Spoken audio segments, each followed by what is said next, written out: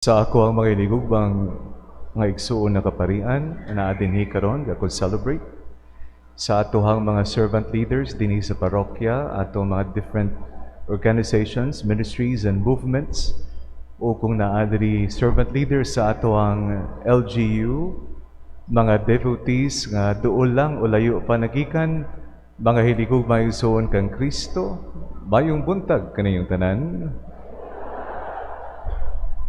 Especially ang nagabarog diha og sa gawas. Salamat sa inyong pag-anhi, ang inyong pasakripisyo para sa alang sa pagigugma sa atong Inahan, Birhen sa Regla. Kaanindot karon sa atong kasaulugan kay naay dual important celebration. Mao ang Solemnity of Christ the King, Cristo Rey, ug ang atong pagpasidungog sa atong hinigugmang Birhen sa Regla. Katong gamay pa ako nga bata, pero tilang gaaway, permi lang jud nagaaway ang akong amahan o ginahan. Ambot ko naunsa naman ang hunauna sa akong amahan, so duol na lang sa ilang wedding anniversary, December 16, so nagpangita siya o nagpalit kang imahin o estatwa kang Christ the King. So kung familiar kamo kanang imahin ang Cristo Rey, si Kristo nagalingkod sa trono, gunit siya kang globe, naa siya'y corona or scepter, and then ang iyang kamot hana bitaw na gesture of blessing. So gibutang sa altar namo, siguro ang intensyon sang akong amahan mao nga ipakita kanamong tanan, especially sa akong inahan, akong mami, kung kinsa ang hari sa balay. Ang hawod nga hari, siyempre, mao ang amahan. Pero pagbutang niya sa altar, ga-smile lang ang akong inahan, kay nasabtan namon kung kinsa ang tinuod nga boss og hari sa balay. Mao ang amuhang inahan. So ga-smile lang siya. Mga hinigugma, that is where I based my first raw understanding of Christ the King. The imagery of the throne, the imagery of the crown, the scepter, and sitting there, ruling, guiding. And for me, that's basically it as a young boy. But later on, katong high school na ako, sa nagaampo ako sa among altar, kay every wedding anniversary, gina-renew ang consecration kang pamilya to the Lord through that image, na-notice ko nga naay puwa ang kamot ni Jesus. Ma-imagine ninyo, ang kanabitaw naghahana, may puwa. I immediately thought, basin blemish lamang, o nagsayop lang ang pintor or ang artist sa pagpintal bitaw, og na ay sobra nga pinta nga puwa. Nagduol jud ko to examine it very closely, and I realized it was not a mistake. The red dot was intentional sa kamot ni Jesus. Then it hit me. My Christ the King is a crucified King. Kay ngano man, on that hand, blessing, showing power and authority, is the nail marks of crucifixion. Kuha ninyo, samad ka na, marka sa puwa, to symbolize the nail marks of Jesus who gave His life on the cross.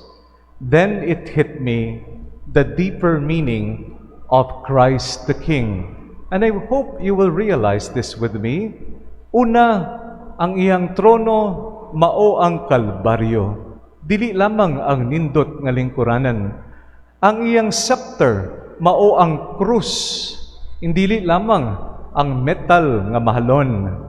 Ug ang iyang korona, dili lamang kanang bulawan, kundi korona nga tunokon.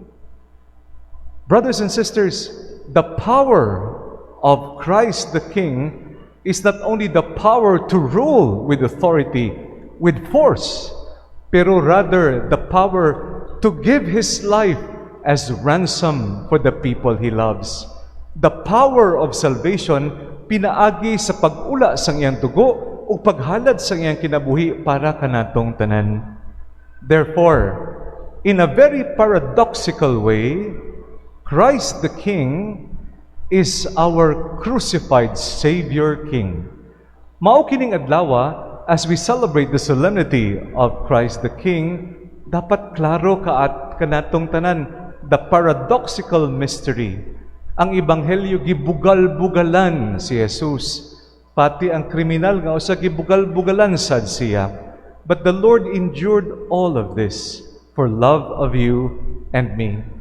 Karong adlaw, hinaot unta na klaro kanato ang theology of Christ the King. We are celebrating our King who is most powerful in His merciful love that saved us all on the cross. Karon, unsa kaha ang koneksyon sa Birhen de la Regla? Mga hinigugma, unique kaayong atong patrona, Our Lady of the Rule. Dili kini about the ruler, but rather the rule or the reign of God in our lives. What a beautiful timing. Because on the cross, we will find the real intimate connection between the solemnity of Christ the King and our devotion to Mama Mary. Ngano man, mga hinigugma, ang pag-antos ni Jesus, ang iyang paghalad sa pagigugma kanatong tanan nga makaluwas, inubanan kinitanan ni Maria. Since the moment she said her fiat, since the moment she was accused, you are a crazy mother because you have a crazy itinerant preacher son. And since the time she journeyed with the apostles until she stood Stabat Mater at the foot of the cross, dinhi sa krus ingon nila, kung tanan gabugal-bugal, tanan looks at Jesus with cruelty and hatred, naay usa nga nagabarug. Ug ang pagbarug, posture of strength. Posture of strength. Diha sa ubos sa krus, Mama Mary was looking at Jesus and she was conveying without words, kung tanan gabugal-bugal, ginasultian siya, bati kaayo nga komentaryo, in the silence of her loving gaze, she was communing with her son and telling her son, as the others would hate you, I share your passion. Sa mga inahan nga naa dinhi, kung nagaantos ang inyong anak, dubli agibati sang isa ka inahan, dili ba? For a true mother, bisan magbasakit lang, gasakit sad imo kasing-kasing, mauna kay Mama Mary. But together with solidarity in pain, Mama Mary conveyed the strength of fidelity and obedience to the will of God. She's looking at her son, her heart crushed 1,000,000 times, feeling the pain of her dying son.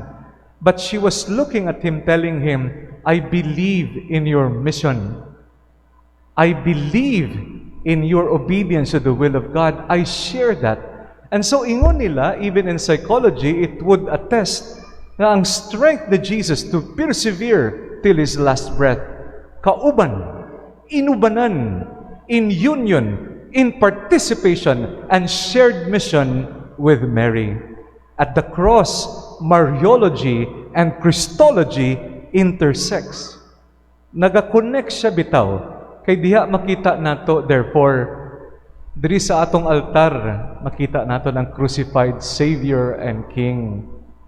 O kauban niya, si Mama Mary. Mga hinigugma, as a theologian, for me it is amazing to discover at the cross the beautiful relationship. Christ the King rules supreme in our lives by merciful love, and Our Lady of the Rule is sharing that in a very beautiful way. So naay nindot og intimate relationship between the solemnity of Christ the King and our devotion to Our Lady of the Rule, Birhen sa Regla.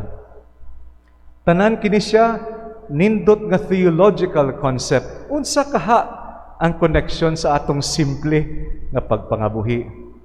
Tugutin niyo ako sa pagtakop sa atong pagpawalandong pinaagi sa sharing sang usa ka taga dinhi kanato. Sa pag-sharing niya natandog jud ako, hagdili jud nakon makalimtan. I was deeply moved sa iyang sharing. Sa iyang anak, tulo sa mga anak niya na priso tungod sa drugas. Ang iyang bana, mauman ang naghatag ehemplo nga hindi maayo. May daghang bisyo, sunod-sunod ang mga anak. Mga inigugma, ingon kining inahan, naunsa naman ang pagkainahan nako. Kinagasalig man ko sa Dios, pero ngano man mao kini ang akoang mga anak, nga dili nako sila mapunggan. Bisan daghan na ang pag-advise, daghan na ang pagpugong, daghan na ang pag-ampo, mausad ka na sa gihapon. Hangtod nga ang youngest, mauna priso sad. Wala kay bawo ang uban ka nato, nga kung magbisita ang usa ka tawo, especially kung suspected drugs ang issue, ang babayi will have to undergo search, inspection. We respect the law. Pag dapat jud lang himuon kay naay abuses. Dapat thorough. Puro mauna ang inahan para mabisitahan ang iya anak, gipahubo siya tanan bra ug panty tanan. Ug tanan ginaimbestigar jud para wala nga makalusot ba nga kontrabando. Pino kini tanan samtang nagaluha ang inahan, iya tanan giantos para lang makasuod ug makabisita sang iyang anak. Ug didto pagkakita niya gigakos niya ang iyang anak.